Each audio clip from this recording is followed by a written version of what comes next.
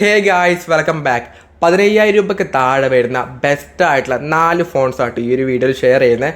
അപ്പോൾ 15,000 രൂപയ്ക്ക് താഴെ ഫോൺസൊക്കെ വാങ്ങാൻ വേണ്ടി നിൽക്കുന്നവരാണെന്നുണ്ടെങ്കിൽ വീഡിയോ ഫുള്ളായിട്ട് കാണുന്നത് എനിക്ക് എന്തായാലും യൂസ്ഫുൾ ആവുന്നതായിരിക്കും. അതിന് മുമ്പായിട്ട് ആദ്യമായിട്ട് നമ്മുടെ ചാനൽ ആദ്യമായിട്ട് കാണുന്നവരാണെന്നുണ്ടെങ്കിൽ ഒന്ന് സബ്സ്ക്രൈബ് ചെയ്ത് സപ്പോർട്ട് ചെയ്യുക. വീഡിയോ ഇഷ്ടപ്പെടുകയാണെങ്കിൽ മാത്രം ചെയ്താൽ മതി, എല്ലാം ചെയ്യണമെന്നില്ല. വീഡിയോ ഇഷ്ടപ്പെടുകയാണെങ്കിൽ വീഡിയോ ലൈക്കും കൂടെ ചെയ്യാം. അപ്പോൾ ഫസ്റ്റ് ഒരു ഫോൺ എന്ന് പറയുന്നത് റിയൽമിയുടെ നാസോ 70 ടെർബോ എന്ന മോഡലാണ്. ഈ ഒരു ഫോൺ ലോഞ്ച് ചെയ്തൊരു 17,000 രൂപ റേഞ്ച് ആയിരുന്നു. അതായത് കഴിഞ്ഞ തവണ വരെ ഞാൻ 20,000 രൂപ റേഞ്ചിലെ ബെസ്റ്റ് ഫോൺസ് ലിസ്റ്റിൽ ഈ ഒരു ഫോൺ കൂടി ഉണ്ടായിരുന്നു. പക്ഷേ ഇപ്പം ഈ ഒരു ഫോണിൻ്റെ പ്രൈസ് കുറഞ്ഞിട്ടുണ്ട്. ആമസോണിൽ പോകുന്ന സമയത്ത് 17,000 രൂപയായിരിക്കും ഈ ഒരു ഫോണിൻ്റെ പ്രൈസ് കാണുന്നത്. പക്ഷേ നിങ്ങൾ സ്ക്രോൾ ചെയ്ത് താഴെ പോയി കഴിഞ്ഞാൽ അവിടെ 3,000 രൂപയുടെ ഒരു കൂപ്പൺ അപ്ലൈ ചെയ്യാനുണ്ടാവും. അപ്പോൾ അത് വിട്ടു പോകരുത്. ആ 3,000 രൂപ അപ്ലൈ ചെയ്ത് കഴിഞ്ഞാൽ നിങ്ങൾക്ക് ഈ ഒരു ഫോൺ 14,000 രൂപ കിട്ടുന്നതായിരിക്കും. അതായത് 14, 15, 16, 15, 16, 17. അപ്പോൾ 14,000 രൂപയ്ക്ക് നിങ്ങൾക്ക് ഈ ഒരു ഫോൺ കിട്ടുന്നുണ്ട്. ഇപ്പം എത്ര ദിവസം വരെ ഈ ഒരു പറയുന്ന ഒരു ഓഫർ കാണുമെന്ന് അറിയില്ല. അപ്പോൾ വാങ്ങുന്നുണ്ടെങ്കിൽ അടുത്ത് തന്നെ വാങ്ങിച്ചോളൂ. ആ ഒരു 3,000 രൂപയുടെ ഒരു കൂപ്പൺ ഇപ്പം ആമസോണിലുണ്ട്. ഈ ഒരു ഫോണിനെ പറ്റി പറയുകയാണെങ്കിൽ പ്ലാസ്റ്റിക്കും ബീഗൽ ലെതറായിട്ട് വരുന്നുണ്ട്. കളർ ഡിഫറൻസും കാര്യത്തിലാണ് ആ ഒരു വ്യത്യാസം വരുന്നത്. അത്യാവശ്യം നല്ലൊരു ഡിസൈൻ തന്നെയാണ് ഈ ഒരു ഫോണിൽ വരുന്നത്.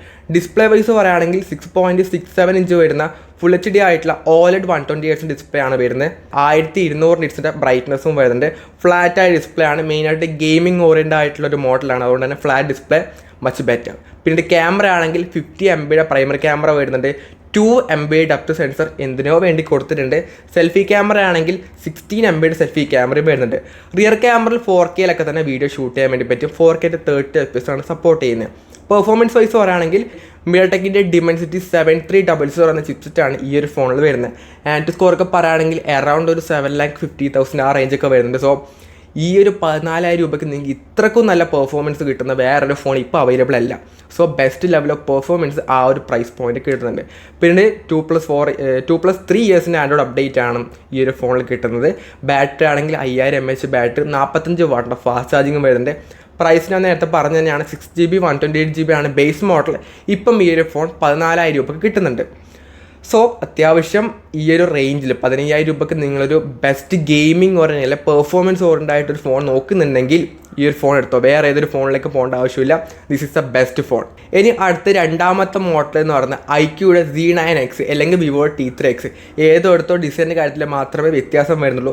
iQ ആണെങ്കിൽ ആമസോണിലും വിവോ ആണ് ഫ്ലിപ്കാർട്ടിലാണ് ഉള്ളത്. ആ ഒരു വ്യത്യാസം കൂടിയുണ്ട്. ഈ ഒരു ഫോണിൻ്റെ ഡിസൈൻ അത്യാവശ്യം നല്ല ഡിസൈനാണ്. പ്ലാസ്റ്റിക്കിൻ്റെ ബിൽഡാണ്. അത്യാവശ്യം ഒരു വെറൈറ്റി ഡിസൈനാണ് iQ Z9Xൽ വരുന്നത്.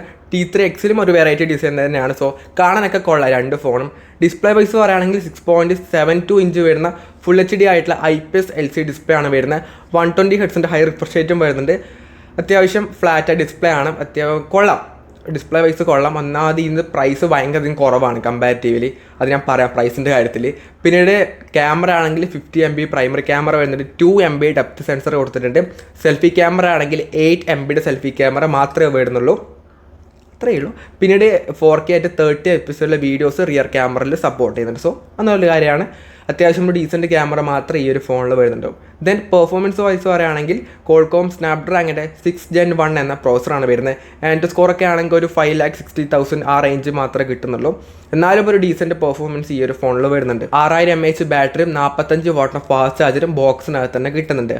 പ്രൈസ് ആൻഡ് വേരിയൻറ്റ് പറയുകയാണെങ്കിൽ ബേസ് മോഡൽ 4GB 128GB ആണ്. ഇതിൻ്റെ പ്രൈസ് 12,000 രൂപ മാത്രമായിട്ട് വരുന്നുള്ളൂ. സോ 12,000 രൂപ സ്റ്റാർട്ടിംഗ് മോഡലിൻ്റെ പ്രൈസ്.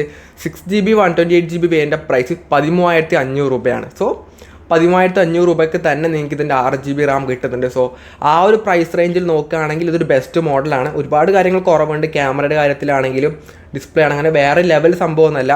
പക്ഷേ 12,000 രൂപ മാത്രമേ ഉള്ളൂ. അതുകൊണ്ട് തന്നെ ആ ഒരു പ്രൈസ് പോയിന്റിൽ നല്ലൊരു മോഡലാണ്. ഇനി അടുത്ത മൂന്നാമത്തെ ഫോൺ എന്ന് പറയുന്നത് സാംസങ്ങിൻ്റെ Galaxy M35 എന്ന മോഡലാണ്. ഒരു സാംസങ്ങിൻ്റെ ഫോണാണ്. ഇതിൻ്റെ ഡിസൈൻ എപ്പോഴത്തും പോലെ ആ ഒരു കോമൺ ആയിട്ടുള്ള ട്രിപ്പിൾ ക്യാമറ സെറ്റപ്പ് തന്നെയാണ് ഈ ഒരു ഫോണിൽ വരുന്നത്. കാര്യമായിട്ട് ഭയങ്കര വലിയ ഡിസൈനോ കാര്യങ്ങളോ ഒന്നും വരുന്നില്ല. പിന്നീട് ഡിസ്പ്ലേ പറ്റി പറയുകയാണെങ്കിൽ 6.6 ഇഞ്ച് വരുന്ന ഫുൾ HD ആയിട്ടുള്ള സൂപ്പർ AMOLED ഡിസ്പ്ലേ ആണ് വരുന്നത്. 120Hz ഹൈ റിഫ്രഷ് റേറ്റും വരുന്നുണ്ട്. സെൻട്രൽ അലൈൻ ആയിട്ടുള്ള പഞ്ച് തന്നെയാണ് സെൽഫി ക്യാമറ വരുന്നത്. സാംസങ് ആയതുകൊണ്ട് നോച്ച് അല്ലേ എന്ന് വിചാരിക്കേണ്ട. പഞ്ച് ഹോൾ ക്യാമറ മൊഡ്യൂൾ ഇതിന് വരുന്നുണ്ട്. ഇനി ക്യാമറ പറ്റി പറയുകയാണെങ്കിൽ 50 MB പ്രൈമറി ക്യാമറ വരുന്നുണ്ട്. 8 MB ultra wide angle camera വരുന്നുണ്ട്. 2 MB മാക്രോ ക്യാമറയും വരുന്നുണ്ട്. എന്നാലും ട്രിപ്പിൾ ക്യാമറ അവർ കൊടുത്തിട്ടുണ്ട്. 2 MB മാക്രോ ക്യാമറ ഉപയോഗമില്ലാത്ത സാധനമാണ്. പക്ഷേ 8 MB അൾട്രാ വൈഡ് ഈ ഒരു പ്രൈസ് പോയിന്റ് തന്നെ വരുന്നുണ്ട്. സെൽഫി ക്യാമറ ആണെങ്കിൽ 13 MB സെൽഫി ക്യാമറയും ഫോണിന് വരുന്നുണ്ട്. So rear camera 4K 30 FPS support ചെയ്യുന്നുണ്ട്. സോ അത്യാവശ്യം നല്ല ക്യാമറയാണ്. സാംസങ് ഫോണിൽ ഉണ്ടാവുന്ന പോലുള്ള അത്യാവശ്യം നല്ല ക്യാമറ എന്തായാലും ഈ ഒരു ഫോണും കിട്ടുന്നുണ്ട്. ഇനി പെർഫോമൻസ് പറയുകയാണെങ്കിൽ എക്സിനോസിൻ്റെ 1380 എന്ന ചിപ്സെറ്റാണ് വരുന്നത്. ആൻഡ് സ്കോർ ഒക്കെ പറയുകയാണെങ്കിൽ അറൗണ്ട് ഒരു 6,20,000 ഒക്കെ കിട്ടുന്നുണ്ട്. അത്യാവശ്യം നല്ല പെർഫോമൻസ് ഓറിയൻറ്റഡ് ആയിട്ടുള്ള എക്സിനോസ് പ്രോസർ തന്നെയാണ്. കുഴപ്പമൊന്നും ആ കാര്യത്തിൽ പറയാനില്ല. 6000 mAh battery, 25 what fast charging support ചെയ്യും. ബോക്സിനകത്ത് ചാർജറോ കാര്യങ്ങളോ ഒന്നും കിട്ടത്തില്ല. ആ കേബിൾ മാത്രമേ കിട്ടുള്ളൂ. അതും ടൈപ്പ് സി ആയിട്ടുള്ള കേബിളാണ് 2 സൈഡിലും വരുന്നത്. അപ്പോൾ അങ്ങനെയുള്ള ചാർജറും കൂടെ നിങ്ങൾ വാങ്ങേണ്ട ആവശ്യം വരും. ഈ ഒരു ഫോണിൻ്റെ പ്രൈസ് പറയുകയാണെങ്കിൽ 6GB 128GB ആണ് ബേസ് മോഡൽ. ഇതിൻ്റെ പ്രൈസ് 15,000 രൂപയായിട്ടാണ് വരുന്നത്. എന്തായാലും ഇതിനനുസരിച്ച് ചാർജർ കൂടെ വാങ്ങേണ്ടി വരും. അങ്ങനെയാണെങ്കിൽ ഒരു 1500-1000 രൂപയൊക്കെ ആ ഒരു ചാർജറും കൂടെ കൊടുക്കേണ്ടി വരും. സോ അതും കൂടെ ആലോചിക്കുക ഈ ഒരു ഫോൺ വാങ്ങുന്ന സമയത്ത്. ചാർജർ ഉണ്ടെങ്കിൽ നോ ഇഷ്യൂസ്, കുഴപ്പമൊന്നുമില്ല. ദെൻ ഈ ലിസ്റ്റിലെ ഏറ്റവും ലാസ്റ്റത്തെ ഒരു മോഡൽ എന്ന് പറയുന്നത് നത്തിങ്ങിൻ്റെ CMF-phone 1 ആണ്. ഈ ഒരു ഫോണും ഒരു 15,000 രൂപ റേഞ്ചിലായിരുന്നു ഉണ്ടായത്. പക്ഷേ ഇപ്പം 15,000 രൂപ റേഞ്ചിലേക്ക് വന്നിട്ടുണ്ട്. അപ്പോൾ ഈ ഒരു ഫോണിനെ പറ്റി പറയുകയാണെങ്കിൽ ഒന്നാമതിൻ്റെ ഡിസൈൻ എന്നൊക്കെ പറഞ്ഞൊരു വെറൈറ്റി ആയ ഡിസൈനാണ്. ബാക്ക് പാനലൊക്കെ മാറ്റി വേറെ ഏതെങ്കിലും കളറൊക്കെ നമുക്ക് ഇഷ്ടം പോലെ മാറ്റാൻ വേണ്ടി പറ്റുന്ന ഒരു തരത്തിലുള്ള ഡിസൈനാണ് ഈ ഒരു ഫോണിൽ. സോ വ്യത്യസ്തരമായിട്ടുള്ള ഫോൺസൊക്കെ ഇഷ്ടപ്പെടുന്നവരാണെന്നുണ്ടെങ്കിൽ പോയിട്ട് നോക്കിക്കോളൂ, നല്ലൊരു മോഡലാണ്. പിന്നെ ഡിസ്പ്ലേ വൈസ് പറയുകയാണെങ്കിൽ 6.67 ഇഞ്ച് വരുന്ന ഫുൾ HD ആയിട്ടുള്ള AMOLED 120Hz നല്ലൊരു ഡിസ്പ്ലേ എന്തായാലും ഈ ഒരു ഫോണിൽ വരുന്നുണ്ട്. ഫ്ലാറ്റ് ആയിട്ടുള്ള ഡിസ്പ്ലേ ആണ്, കർവ്ഡോ കാര്യങ്ങളൊന്നും വരുന്നില്ല. ക്യാമറ പറ്റി പറയുകയാണെങ്കിൽ 50 MB പ്രൈമറി ക്യാമറ വരുന്നുണ്ട്. 2 MB ഡെപ്ത് സെൻസറും റിയറിൽ കൊടുത്തിട്ടുണ്ട്. 16 MB ആണ് സെൽഫി ക്യാമറ ആയിട്ട് വരുന്നത്. റിയർ ക്യാമറയിൽ 4K 30 FPS സപ്പോർട്ട് ചെയ്യുന്നുണ്ട്. അത്യാവശ്യം നല്ലൊരു ഡീസൻറ്റ് ക്യാമറ ഇതിൽ വരുന്നുണ്ട്. ഇനി പെർഫോമൻസ് ആണെങ്കിൽ മിയാടെക്കിൻ്റെ Dimensity 7300 എന്ന ചിപ്സെറ്റ് വരുന്നുണ്ട്. ഒരു 6,50,000 ആ റേഞ്ചൊക്കെ തന്നെ ആൻഡ് സ്കോറും കണക്ക് തന്നെ വരുന്നുണ്ട്. അത്യാവശ്യം നല്ല പെർഫോമൻസ് ഇതിൽ വരുന്നുണ്ട്.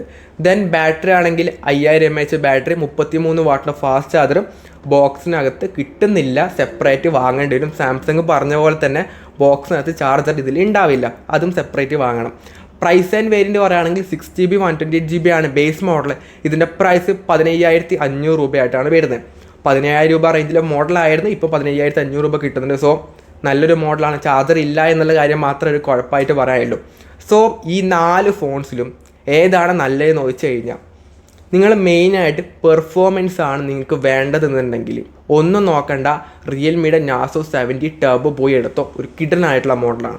നിങ്ങൾക്ക് എല്ലാ ഫോൺ അല്ലെങ്കിൽ അത്യാവശ്യം നിങ്ങളുടെ കയ്യിൽ അത്ര ബഡ്ജറ്റൊന്നും ഇല്ല എന്നുണ്ടെങ്കിൽ അത്യാവശ്യം നല്ല ബഡ്ജറ്റ് കിട്ടാവുന്ന മോഡൽ iQOO C9X ആണ്.